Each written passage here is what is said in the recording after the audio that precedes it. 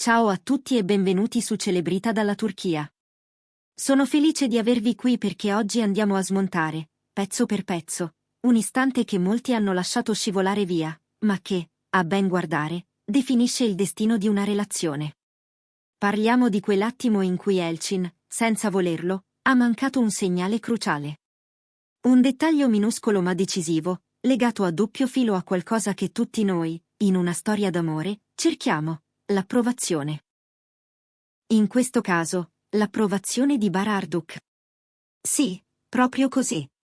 Entreremo nelle pieghe più sottili della loro dinamica, in quei cenni invisibili agli occhi distratti, nelle posture, nei silenzi, e scopriremo cosa non è riuscita a cogliere Elçin e come questo abbia influenzato direttamente la percezione di Bahar, e quindi il suo modo di appoggiare la persona che ama. Prima di tuffarci, se non lo avete ancora fatto, iscrivetevi a Celebrita dalla Turchia. È gratis, e così non perderete nessuno dei prossimi video in cui srotoliamo misteri di cuore, piccole verità nascoste e quelle svolte emotive che fanno palpitare.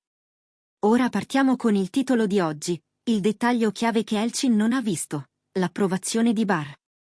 La domanda è: quale dettaglio esattamente le è sfuggito? Per capirlo, bisogna fare un passo indietro e guardare alla dinamica fra Elçin, Bahar e il loro contesto. Elçin è una donna con una storia, con luci e ombre che l'hanno resa prudente. A volte ipervigile, pronta a cogliere la minima incrinatura nello sguardo altrui per proteggersi. Cerca conferme non solo dall'uomo che ama, ma anche da chi le sta attorno. In quella fame di rassicurazioni si nasconde la chiave del non vedere. In un frangente che, a un occhio distratto, poteva sembrare l'ennesimo momento di tensione familiare, Elçin era così concentrata a tirar fuori da Bahar un segnale chiaro, una prova lampante, che ha ignorato un gesto silenzioso, però potentissimo, fatto proprio per lei. Immaginate la scena. Una cena in famiglia, una di quelle in cui i piatti tintinnano piano ma le parole pesano come pietre.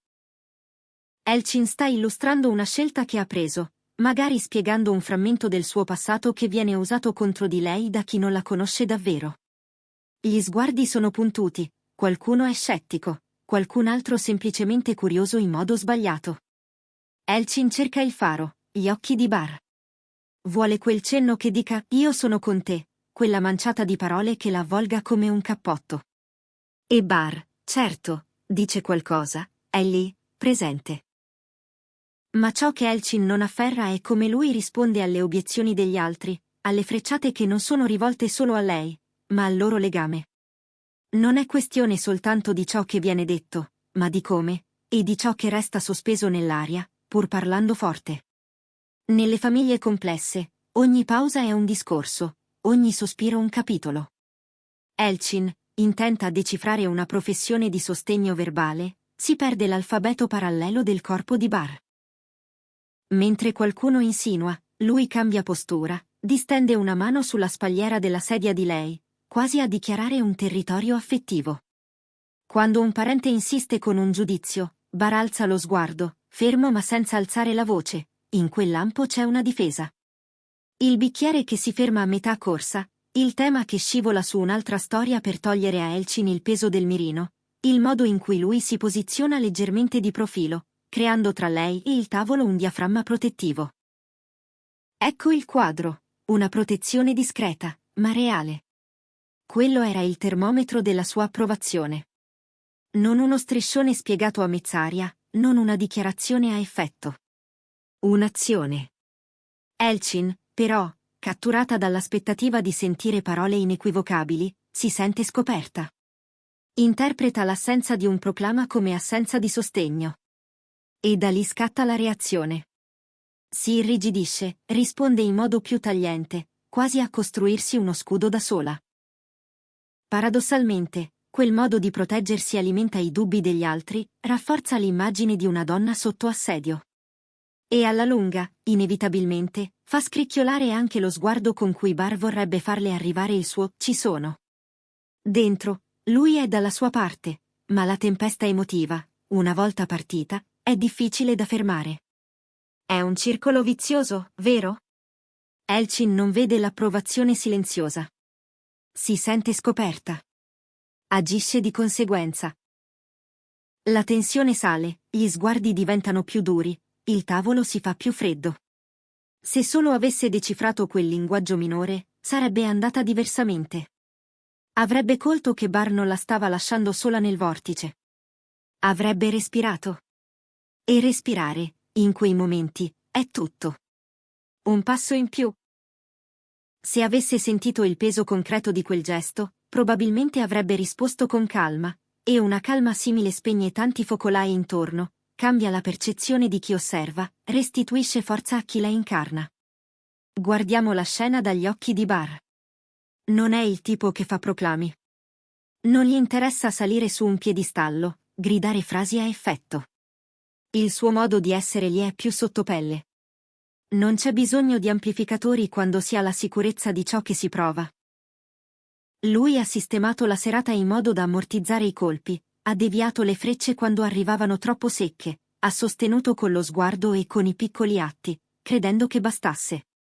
Che quella corrente sotterranea fosse percepibile a chi la conosce meglio di tutti. Ma Elchin, incastrata nel bisogno di una formula chiara, non l'ha sentita come avrebbe voluto. E allora si è ferita in un punto delicato, la sua fiducia. Questo dettaglio ha ripercussioni che vanno oltre i due. Perché nella misura in cui Elchin non avverte pienamente l'approvazione dell'uomo che ama, gli altri guadagnano spazio per insinuare. La sicurezza vacilla, l'autostima si incrina, la narrativa intorno a lei prende una piega che non le appartiene. Se invece avesse visto, davvero visto, quel "sono qui" disegnato nei gesti, avrebbe affrontato quelle stesse parole non come una minaccia, ma come un rumore di fondo. E un rumore di fondo, per definizione, non comanda il ritmo. Immaginate ora la frustrazione di Bar. Da una parte pensa, sto agendo, sto proteggendo, cosa manca? Dall'altra osserva Elchin andare in difesa come se fosse sola. Si chiede come far arrivare il messaggio senza tradire se stesso. Deve urlarlo? Deve mettere una bandiera su un sentimento che è più vero proprio perché non ha bisogno di bandiere? Questa asincronia non è rara. Nasce dal modo in cui ognuno impara a sentire l'amore, c'è chi ha bisogno di parole, c'è chi si affida ai fatti. Il dramma inizia quando i due non riconoscono il valore complementare di queste strade. Quella sera, a tavola, la scintilla che poteva trasformare il gelo in calore era tutta lì, in poche coordinate semplici. Il dorso della mano posato poco più vicino, il respiro che si calma, un cambio di tema al momento giusto, il non lasciare che una domanda mal posta diventasse il titolo dell'intera discussione. Elchin, a posteriori, forse ricorda frammenti di quei dettagli, come fotogrammi confusi. Ma nell'istante, complice la pressione, ha cercato un'altra cosa, un "ti approvo" scandito, netto, da incorniciare. Non l'ha avuto nella forma che si aspettava. Così ha interpretato il gesto come insufficiente, e in quella interpretazione si è scavato il fossato. Le conseguenze nel medio periodo? Una serie di piccoli malintesi che si allacciano come perline su un filo. Elchin, convinta di dover contare soprattutto su se stessa in contesti ostili, alza i ponti levatoi anche quando non servirebbe. Bar, vedendo la corazza, può leggerla come distanza, come diffidenza, anche se in realtà nasce dal bisogno d'amore. E così due persone che si amano, e si amano tanto, rischiano di perdersi nei risuonatori della percezione, in eco costruite da paure antiche. Eppure c'è un punto semplice, quasi disarmante, che questa storia ci consegna. L'approvazione spesso non è un attestato da firmare sul tavolo. È una trama sottilissima di atti coerenti, che messi insieme raccontano una fedeltà. Bar quella sera ha tessuto quella trama. Elchin, accecata dall'urgenza di una prova diversa, non ha riconosciuto il disegno. In quella cecità selettiva si è infilata l'insicurezza, si sono infilati gli sguardi sbagliati, le parole prese di netto. Ma nulla è irrimediabile quando la verità esiste. E qui la verità è che lui c'era davvero. Se Elchin avesse creduto al linguaggio dei gesti, il suo portamento sarebbe cambiato. Chi l'avrebbe osservata avrebbe percepito una donna al centro del proprio cerchio, tranquilla, nonostante tutto. E uno sguardo tranquillo, in un salotto agitato, fa la differenza, smonta le obiezioni, scolla i pregiudizi, ricompone le distanze.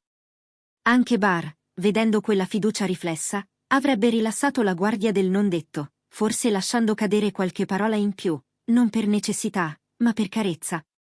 Perché le parole, in quel caso, sarebbero state un'aggiunta, non una condizione. C'è poi l'effetto domino, quello che nessuno vuole ma che spesso si mette in moto da un granello invisibile. Non sentendo il sostegno, Elchin può essere portata a decisioni impulsive, rifiutare un invito, chiudersi prima del tempo, rispondere con una punta di ironia che graffia. Bar, colpito da quelle reazioni, può domandarsi se lei regga davvero la pressione, fraintendendo proprio ciò che stava cercando di sostenerle. Le storie si complicano così, non con grandi tradimenti, ma con piccoli sfasamenti che si accumulano. E allora, torniamo alla domanda iniziale: qual era il dettaglio chiave? Era la difesa silenziosa di Bar. La linea invisibile tracciata fra Elchin e la sala. La scelta di non concedere al rumore di diventare melodia. Il modo in cui ha spostato il baricentro della conversazione, il modo in cui ha respirato con lei quando le parole diventavano dure. Elchin aspettava l'enunciazione. Lui le ha offerto un'azione. Quando i linguaggi non dialogano, la realtà si frammenta. Racchiudiamo tutto in un'immagine. A fine cena, i piatti sono ormai vuoti, le posate si fermano. Bar si china leggermente, dice a bassa voce qualcosa che non è un verdetto, ma un invito a uscire a prendere aria. È un gesto piccolissimo, quasi invisibile a chi non guarda. In quel gesto c'è la dichiarazione più onesta: ti porto fuori dal campo di battaglia, perché non devi combattere da sola. Se Elchin avesse colto davvero quell'invito nella sua essenza, avrebbe visto il sigillo dell'approvazione. Non una cornice, non un annuncio, ma una scelta: stare, restare, proteggere. E adesso voglio chiedervi, quante volte, nelle vostre storie, avete cercato parole e ignorato i fatti? Quante volte avete chiesto un cartello luminoso e non avete visto la lampadina accesa sul comodino? Le relazioni vivono in quell'intervallo. Bar lo abita con naturalezza. Elchin imparerà ad ascoltarlo non solo con le orecchie, ma con gli occhi. E in quella lezione c'è la crescita che trasforma un amore fragile in un amore che sa resistere. Prima di salutarvi, ricapitoliamo. Il dettaglio perso da Elchin non era un mancato "ti approvo", bensì il contrario, una presenza operosa, silenziosa, continua. Gestualità, sguardi, cambi di ritmo. Tutto parlava. Lei, però, era sintonizzata su un'altra frequenza, la frequenza dell'enunciazione. Da questa dissonanza sono scaturite insicurezze, reazioni difensive, un ciclo che ha fatto rumore più del necessario. Ma la sostanza è rimasta, l'approvazione di Bar era forte, più forte di quanto le parole avrebbero potuto fotografare. Se questo sguardo vi ha fatto riflettere, fatemelo sapere. Vi leggo sempre con attenzione. Siete la ragione per cui ogni giorno su Celebrita dalla Turchia cerchiamo la verità nascosta nelle pieghe delle emozioni. E se non vi siete ancora iscritti, questo è il momento: iscrivetevi, attivate le notifiche, condividete il video con chi ama queste storie. Ci aspetta un viaggio intero nelle sfumature di Bar Arduk e Elchin Sangu, tra gli errori che insegnano e i dettagli che, se riconosciuti, sanno cambiare tutto. Grazie per essere arrivati fin qui. Ci vediamo nel prossimo episodio, dove continueremo a leggere i gesti che parlano più delle parole, e a dare un nome a quei silenzi che, quando li capisci, sono il sì più grande di tutti.